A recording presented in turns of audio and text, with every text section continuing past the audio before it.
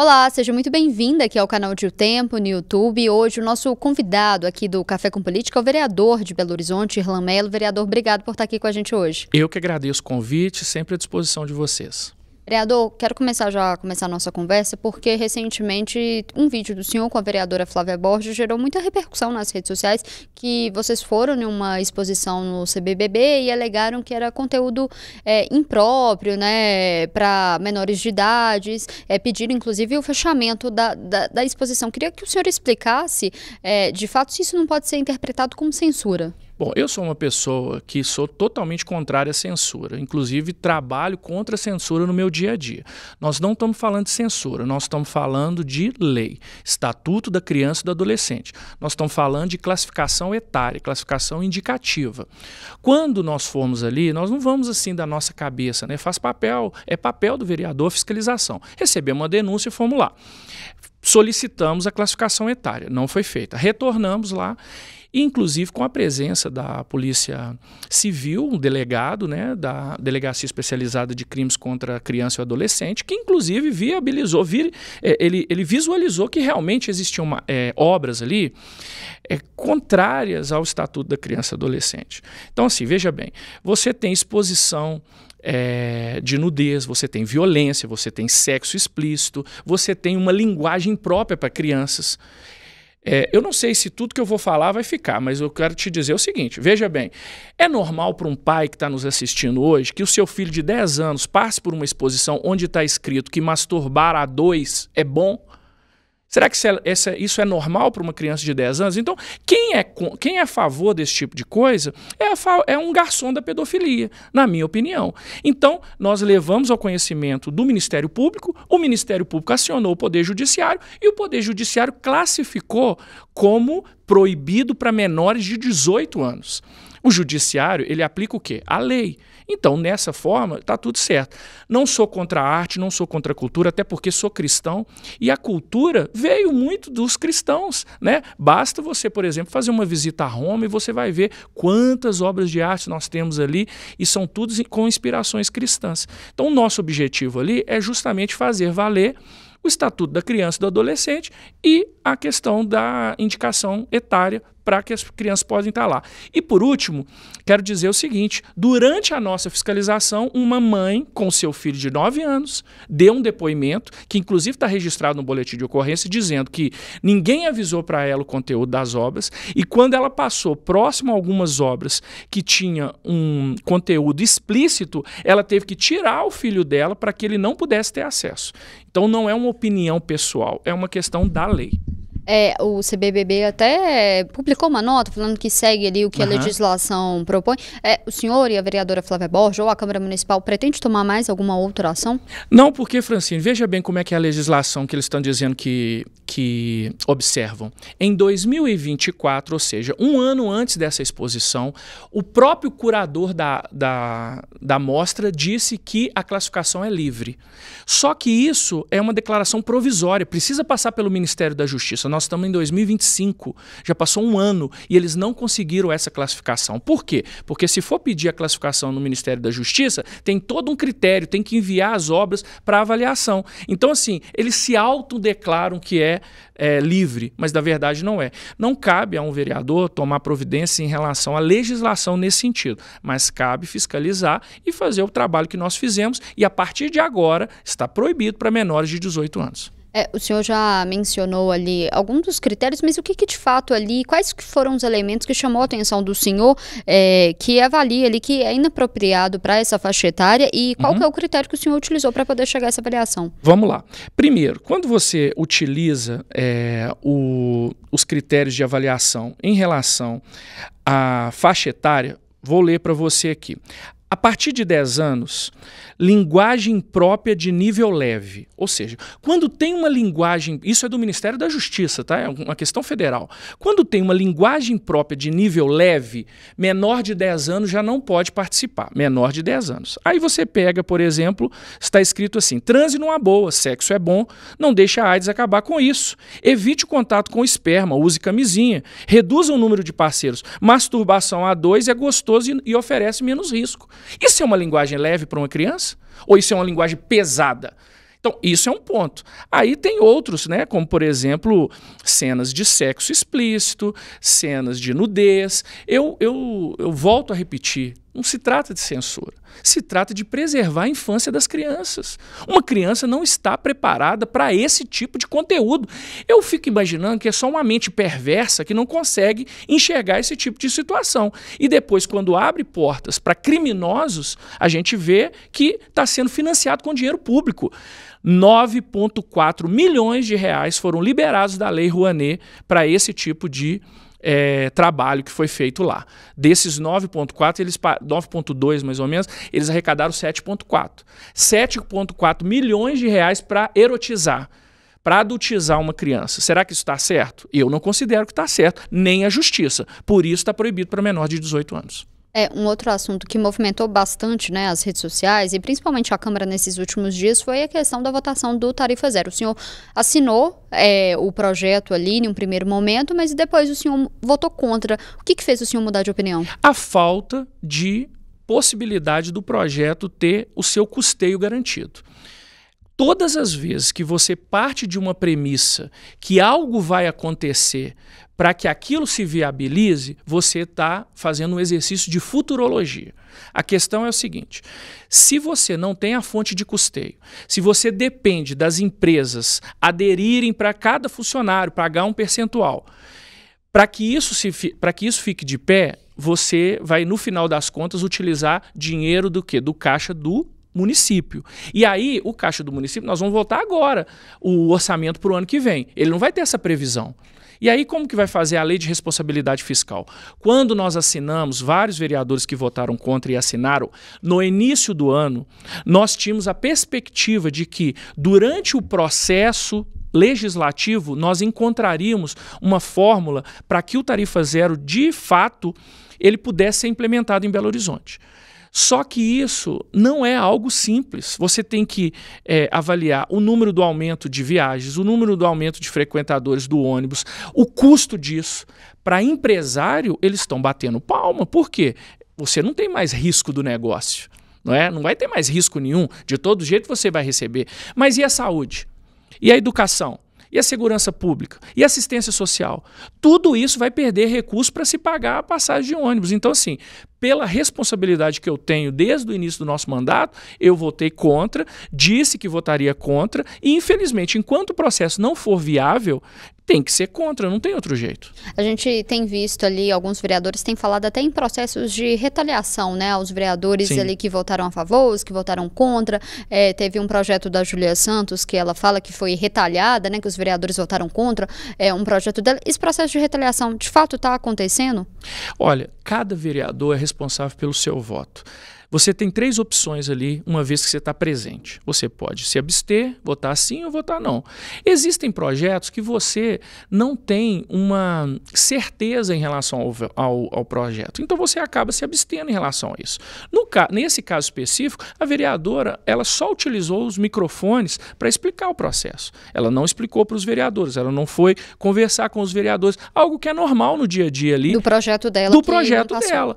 E aí os vereadores ficaram na dúvida, muitos se absteram, mas não foi uma questão combinada. Ninguém combina para prejudicar um vereador, pelo menos eu espero que não. Mas parece que teve até te pergunto, se teve um mal-estar, porque parece que publicaram, né, tem publicado ali nas redes sociais as fotos dos vereadores que votaram contra, se teve algum mal-estar entre os parlamentares? Olha, eu não vi essa publicação assim por parte dela, né? Mas eu sou mais a favor da mídia positiva. Por que não publique dizendo que, não, eu votei a favor, eu sou a favor por isso, e tenta convencer a população e também os colegas vereadores. Não é ninguém vota contra a população porque quer ou porque não quer. Nós votamos de acordo com a plausibilidade do projeto. Não há nenhum mal-estar, pelo que eu sei disso, né? Infelizmente, por exemplo, eu já tive situações lá na Câmara Municipal, quando eu criei a Lei Municipal de Inclusão, que eu perdi por 2 votos. E eu fiquei muito chateado com isso. Por quê? Porque eu queria aprovar, eu achava que era uma lei importante. Passou uma legislatura, nós fomos para outra. Na outra eu consegui aprovar.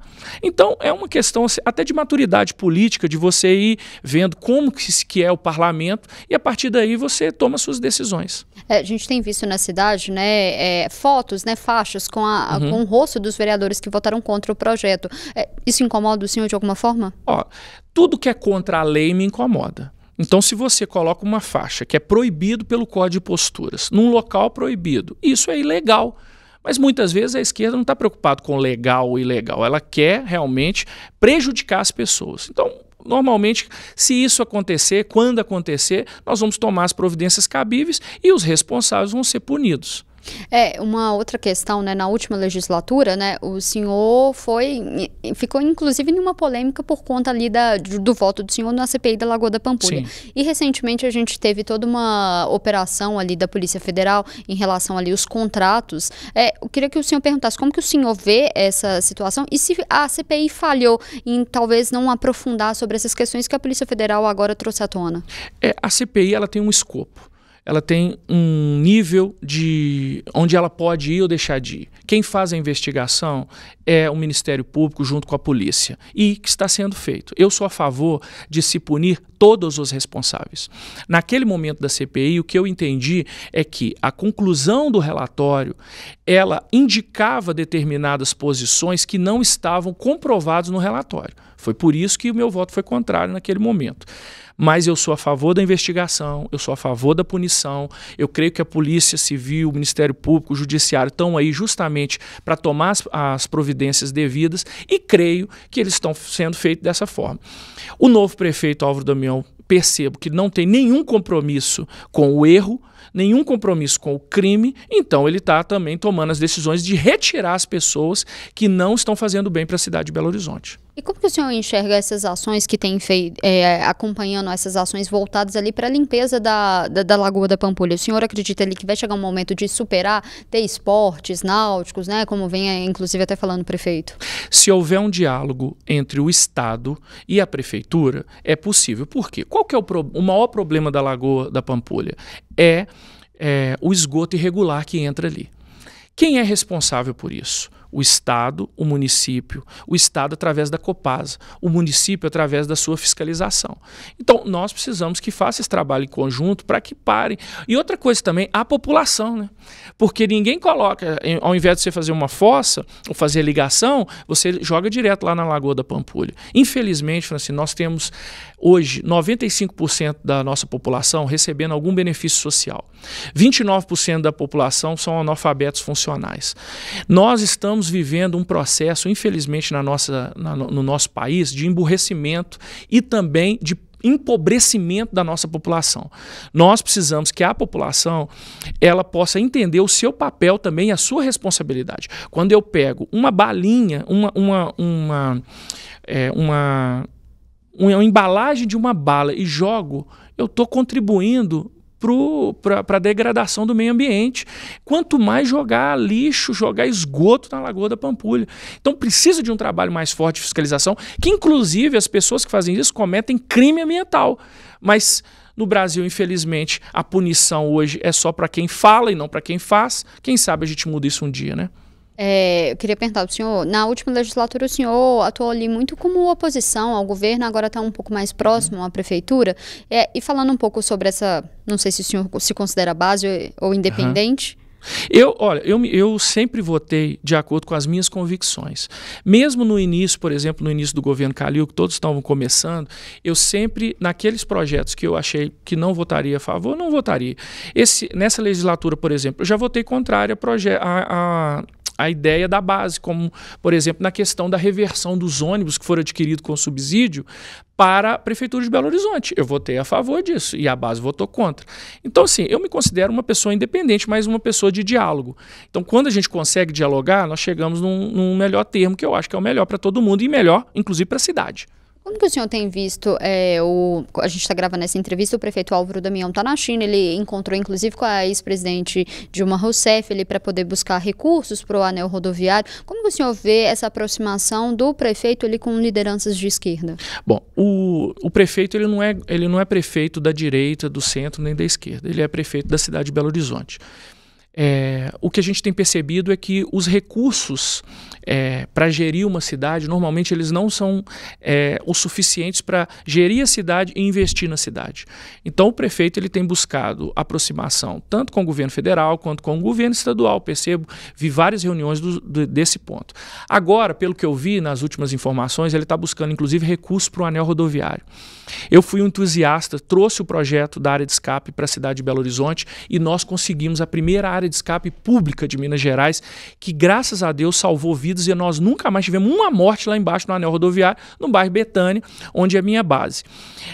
Eu estou lutando agora para o alargamento daquele pontilhão ali no Mar de Gertrudes, inclusive o metrô da linha 2 vai passar por ali. É uma obra de 44 milhões de reais, nós ainda não temos esse recurso, estamos tentando, fiz audiência pública, estamos batalhando. Então, todo recurso que o governo municipal conseguir com um juro baixo, que a cidade consiga comportar e isso reverta para o bem da população de Belo Horizonte, eu sou a favor e vou estar trabalhando por isso.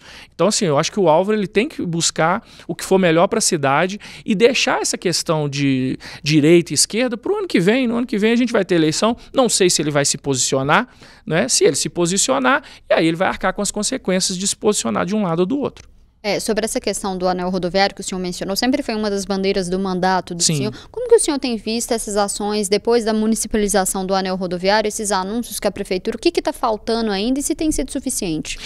Olha, antes o anel rodoviário, assim, com todo respeito, era a casa da mãe Joana. Ninguém se responsabilizava. Hoje o anel tem dono. O dono é a cidade de Belo Horizonte. Então eu tenho visto ações no anel rodoviário que têm feito a diferença. Por exemplo, melhor sinalização. Muitas pessoas estão reclamando do radar, mas é melhor ter um radar para as pessoas observarem, nem que seja por um trecho, o limite de velocidade, do que aqueles caminhões desembestados passando ali do lado esquerdo, por exemplo, e matando todo mundo lá embaixo no Betânia, como que acontecia antes.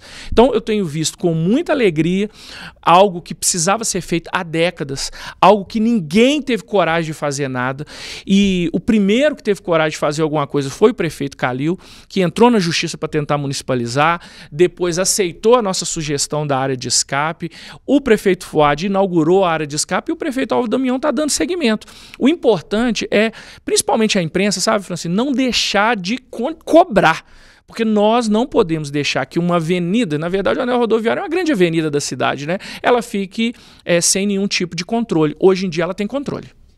O senhor mencionou ali anteriormente a questão do metrô ali, que também preocupa ali a região. E a gente tem visto a expansão ali do metrô, as obras andando, mas a gente percebe que a Câmara tem uma atuação um pouco limitada. Queria ver por que essa atuação limitada, por que esse assunto ali não domina a Câmara? É porque é uma questão federal, né? A gente não tem tanto ingerência em relação a isso por conta de ser algo federal e tratado diretamente com o Poder Executivo.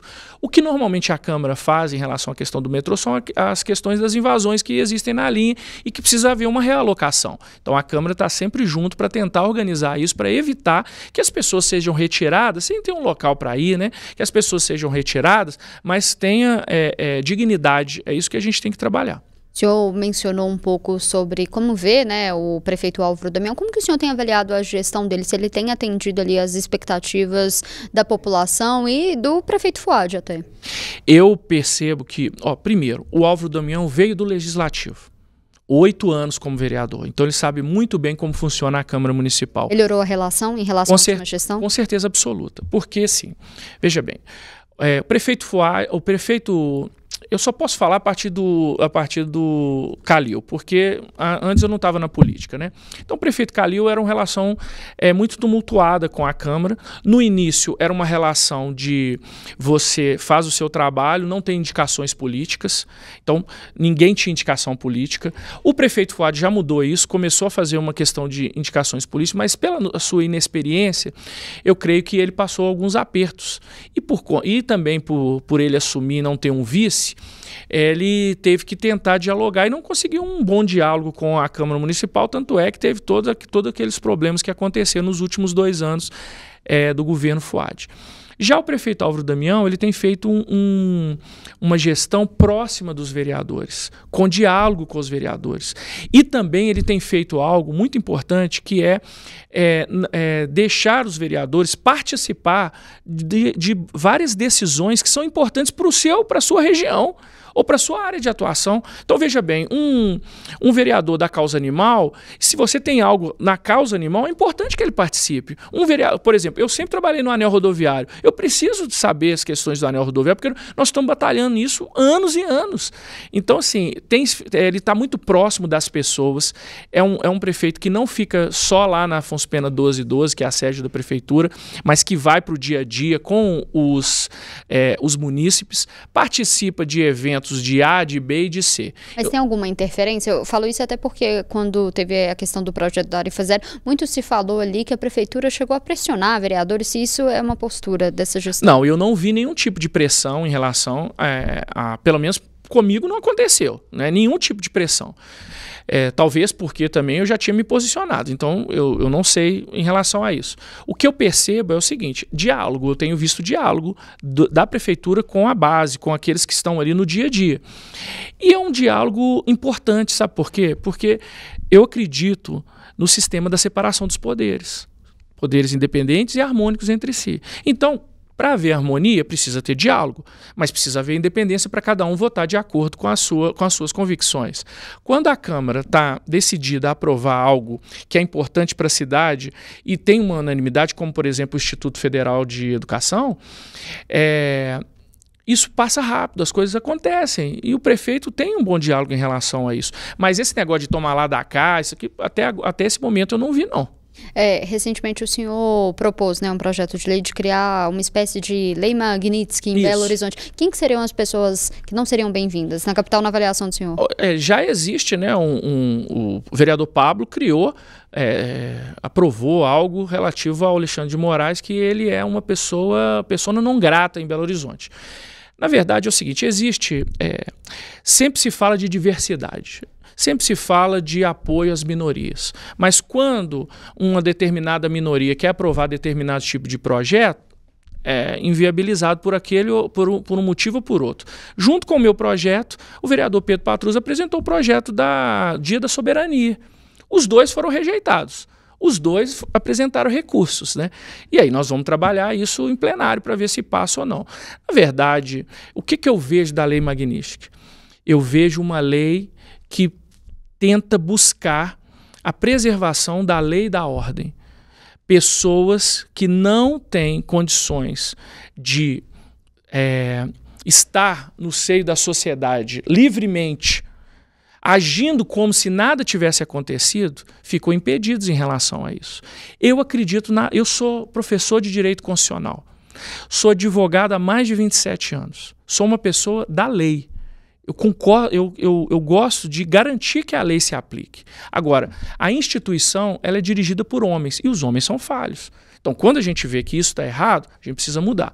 Então, assim, meu projeto, como tenho outros projetos, para você ter uma ideia, Francine, em 8 anos e 10 meses de Câmara Municipal, tenho 99 leis aprovadas. Às vezes as pessoas veem a gente fazendo uma atividade como, por exemplo, a fiscalização, aí fala assim, mas o que já fez? Muita coisa, tem muita coisa que a gente fez. A Lei Municipal de Inclusão, a política pública para doenças raras, tem uma lei, por exemplo, que caça os alvarás de qualquer estabelecimento na cidade que tenha a prática de pedofilia ou abuso sexual contra criança e adolescente, segurança nos parques. Tem muita coisa que a gente já fez, fora o trabalho que a gente faz para que o executivo possa atender a sociedade. Essa semana mesmo, a semana passada, eu estava ampliando a EMEI Sagrada Família. Nós vamos ampliar, porque lá cabem 140 crianças, nós queremos ampliar. Estávamos lá, já tenho a posição da secretária Natália. EMEI Havaí, EMEI Conjunto Betânia, que está na construção, EMEI Nova Sintra, que a gente conseguiu também, o posto de saúde lá do Cabana, estamos batalhando pelo posto de saúde do bairro Novo das Indústrias. Então, o vereador, ele trabalha em várias frentes.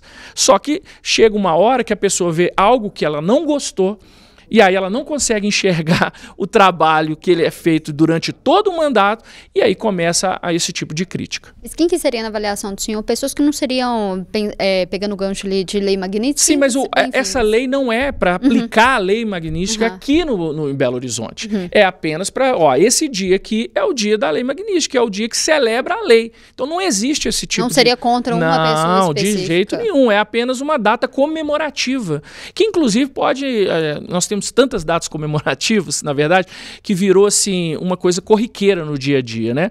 Só que é uma função do vereador. Como é função do vereador, eu gostaria, por exemplo, de não ter que colocar nome em rua. Só que é nossa função. E uma pessoa que mora na rua A, quantas ruas A tem em Belo Horizonte? Na rua 1, na avenida B? Então, a gente precisa fazer esse trabalho, faz parte da nossa competência. E a gente precisa, infelizmente, né, a gente tem, infelizmente, que fazer isso e, às vezes, as pessoas não entendem que o trabalho não se resume só a isso. O dia a dia de um vereador que, de fato, trabalha é muito cansativo, porque a gente visita, a gente tem que preparar leis, a gente tem que preparar... Hoje, por exemplo, no plenário, nós temos mais de 8 projetos para se votar. Você imagina? 8 projetos. Então, você tem que estudar cada um do projeto, entender o que é o projeto, dialogar com o autor muitas vezes. Então são coisas que no dia a dia são cansativas, mas vale a pena. Por quê? Porque estamos ali para servir. Eu acredito nisso, sabe? Servir as pessoas. Vereador, já caminhando para o final, sim, pensando no ano que vem. Ano que vem é um ano de eleição. Quais são as pretensões políticas do senhor? Pretende disputar algum cargo, a deputado federal, deputado estadual? O que está no horizonte do senhor? Bom, eu fui eleito a primeira vez com 4.000 votos, fui reeleito com quase 9.000 votos e ano passado eu tive quase 12.000 votos. Eu tive um crescimento nas minhas votações, até pelo nosso trabalho, que é um trabalho muito sólido na cidade de Belo Horizonte. Fui candidato em 2022 a deputado federal, tive quase 21.000 votos, 20.960 votos. E sou pré-candidato novamente a deputado federal, estou no Partido Republicano, é um partido onde agradeço ao meu presidente estadual, Euclides Peters, agradeço ao meu presidente municipal, que é o Gilberto Abramo, onde nós temos um diálogo muito bom, é um partido maravilhoso, temos lá o senador Cleitinho, que é pré-candidato ao governo de Minas, temos a senadora Damares, o governador Tarcísio, então é um partido que eu me sinto muito confortável e à vontade. Porém, vamos esperar até o momento certo, né? Se ali for o melhor lugar, estarei. Mas se não, vamos ver o que seria o melhor assim, para o nosso trabalho e também o que as pessoas pensam, né? Você não é candidato de si mesmo, você é candidato das pessoas. Se as pessoas entendem que eu posso ser útil a nível estadual, a nível federal, eu vou tomar esse passo. Mas o meu desejo é ser novamente candidato a deputado federal. O senhor falou que está estudando ainda, se permanece ou se muda de partido, né? Na última eleição o senhor mudou de partido, foi para o Republicanos, mas teve ali uma conversa com o PL, né? Nessa eleição, volta essa conversa com o PL, quais partidos ali estão no horizonte do senhor? O PL é uma possibilidade, né? Eu converso com o PL, até porque nós estamos nesse momento, né, de diálogo. Estou conversando também com a União, já conversei também com o Podemos. Então, assim, a gente está dialogando. Mas tem algum que é preferência? Não, você sabe, se você é da área política, assim, cobre política há muitos anos, né? A política, muitas vezes, você precisa estar no local correto, ou seja, na agremiação correta, onde você vai ter chance de ser eleito. Nós vimos em Belo Horizonte vereador eleito com 6.000 votos e vereador com quase 9.000 votos e não eleito. Por quê? Porque nós não temos um sistema de votação que o mais votado é eleito. Nós temos um sistema de votação proporcional. Então, eu estou estudando isso agora. Uma coisa eu quero deixar claro, não será um partido de esquerda, será um partido de centro-direita. E como que está a relação com Republicanos, né, em relação a mudar de partido, né? Vereador não tem essa janela partidária, sim, como que seria isso? Não, eu já tive um diálogo antes de ir para o Republicano com o nosso presidente municipal, Gilberto Abramo, que é uma pessoa que eu respeito muito e creio que ele é uma pessoa que manterá a sua palavra, e o meu diálogo com ele está super bem, o meu diálogo com o presidente estadual. Sair não seria um problema. Se houver essa necessidade de sair, eu creio que não teria nenhum problema. Só que isso é uma coisa para se construir, nós estamos construindo. Vamos ver o que o futuro reserva para a gente, se é da vontade de Deus e das pessoas também que eu saia para deputado ou continue nosso trabalho como vereador. Vereador, queria agradecer a presença do senhor aqui hoje, sempre muito bem-vindo também, voltar outras vezes. Eu que agradeço as pessoas que tiraram um tempinho, né, para poder ouvir a gente aqui. Nosso mandato está à disposição, estamos ali para trabalhar e qualquer coisa, estamos de volta aí, pode contar com a gente. A gente fica por aqui, mas você acompanha esses e outros conteúdos aqui no canal de O Tempo e também no portal otempo.com.br. Até mais.